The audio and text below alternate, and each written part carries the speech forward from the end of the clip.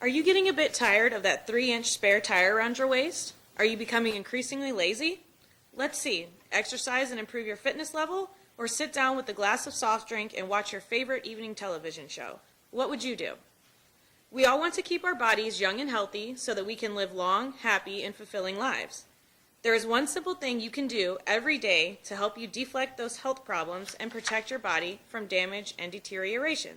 That's exercise. I would like to show you that we're all in need of exercise. You'll agree that exercise is beneficial.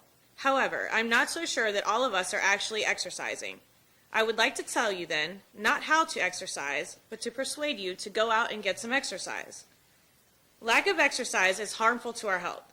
Cardiovascular disease, the nation's leading cause of death, is caused by inactivity. National Heart Association of Malaysia has stated that CVDs are the #1 cause of death globally. More people die annually from any other cause and not cancer, as most people believe. According to the World Health Organization, cardiovascular disease causes 12 million deaths in the world each year. Cardiovascular disease, or cardiovascular diseases, is the class of diseases that involve the heart or blood vessels. A stroke happens when a blood vessel that feeds the brain gets blocked, usually from a blood clot. When the blood supply to a part of the brain is shut off, brain cells will die. The result will be the inability to carry out some of the previous functions as before, like walking or talking, and some of them likely cause uncontrolled hypertension. Some effects of stroke are permanent if too many brain cells die after a stroke due to lack of blood and oxygen to the brain. Excess fat, also caused by inactivity, leads to a higher incidence of heart disease. One of the main heart disease causes is the thickening and hardening of the inside walls of the arteries, also known as atherosclerosis. Atherosclerosis occurs when a fatty substance called plaque, which is made up of fat, cholesterol, or calcium, builds up on the artery walls, causing them to narrow so that less blood can flow to the heart muscle, then cause blood clots to form and block the arteries. Data from the Ministry of Health show that death due to heart disease is 1.5 times higher than that of cancer. Those who are overweight are more likely to develop heart disease and stroke, even if they have no other risk factors. Obesity has a negative influence on blood pressure and cholesterol and may lead to diabetes.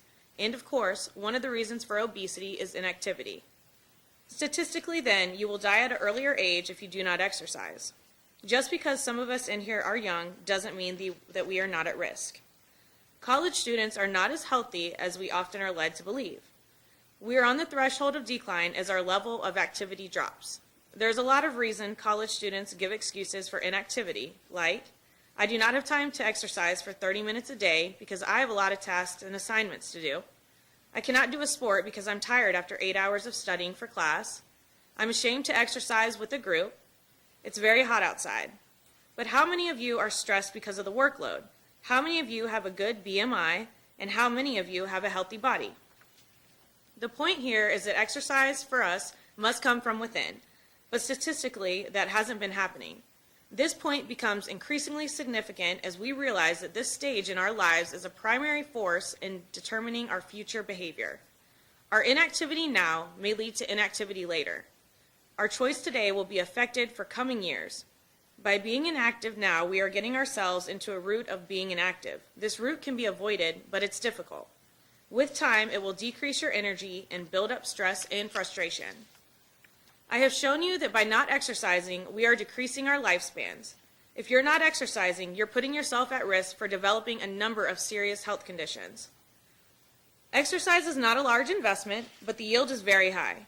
So we should all exercise to take advantage of this. Benefits of exercising.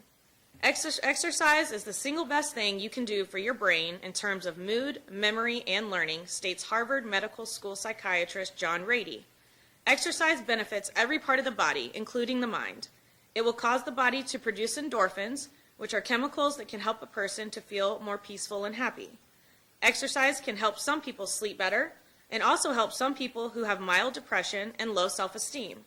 It will help you also look better. People who exercise burn more calories and do appear more toned than those who do not. Exercise can help a person age well, and this may not seem important now, but your body will thank you later.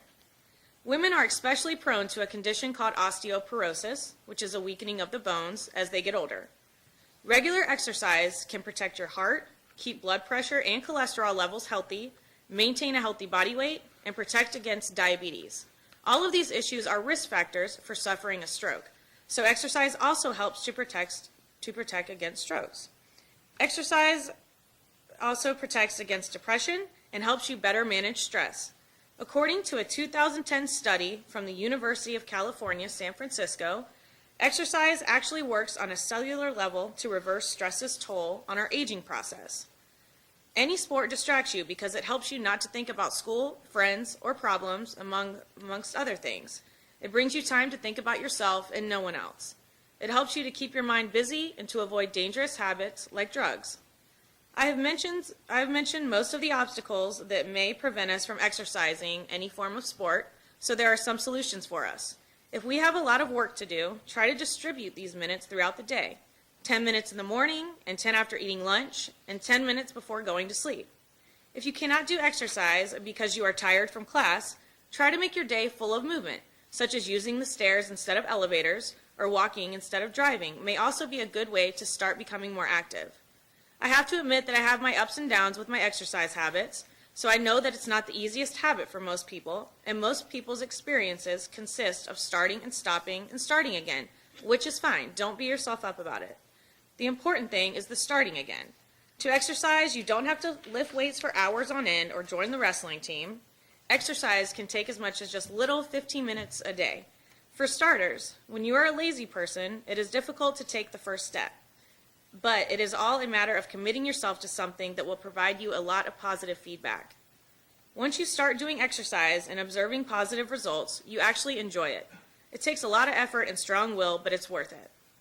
The principal thing to do is to participate in an activity you like. Exercising with a friend or having a family member can help make it more fun, and having a partner to encourage you can help you stick to it. So we should all get into the habit of exercising regularly right now. If all of us now begin a routine of staying in shape, keeping in mind that it will make us healthier, give us a better state of mind and body, we can make the future years of our lives more rewarding. This is the best medicine any doctor can possibly prescribe. I hope I have encouraged you to become more physically active today and beyond. Your quality of life depends on it. Consider these the most important words you will hear today. Once you're in better shape, you will enjoy pushing yourself a little harder every now and then. But until you get there, just make yourself do something, anything. Just do it regularly and don't make excuses. The key to being consistent is making your workout easy, convenient, fun, awesome, that not doing it just feels stupid. Well, now I would like to ask you the same question I asked before. What would you do? Soft drink and television or physical activity? Remember, you have a choice. Make the fitness choice. And why wait for tomorrow? Start today.